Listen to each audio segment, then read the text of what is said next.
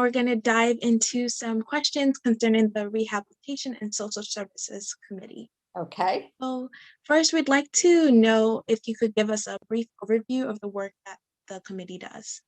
Sure. There are three general areas that the committee has oversight over. One is the Alcohol and Beverage Control Authority, and that's the authority that actually regulates, the distribution and retail of alcohol beverages. So that's sort of a big component.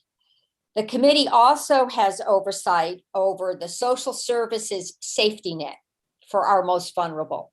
So programs such as the tuition assistance grant program, the food stamps program, sort of the workforce programs for those who are moving off of TANF.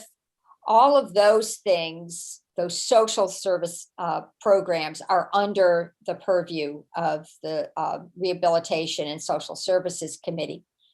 And the third area is the operations of the state prison and oversight over state and local or regional and local jails falls under Rehabilitation and Social Services. So the prison programs and also parole and how the parole board should expect to operate, I guess, would fall under the Rehabilitation and Social Services Committee.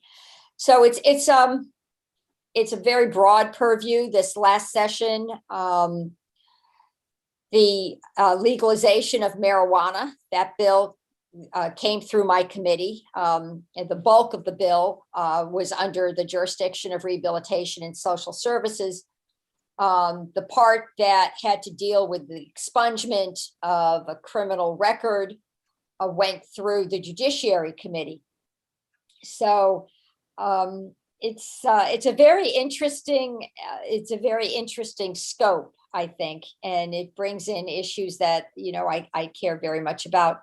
The other thing that the committee, under the social service rubric, childcare and the licensure of childcare providers, the training of childcare providers, what should be expected in terms of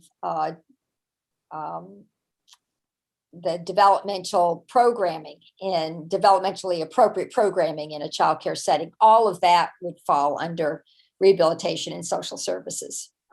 So I'm very busy.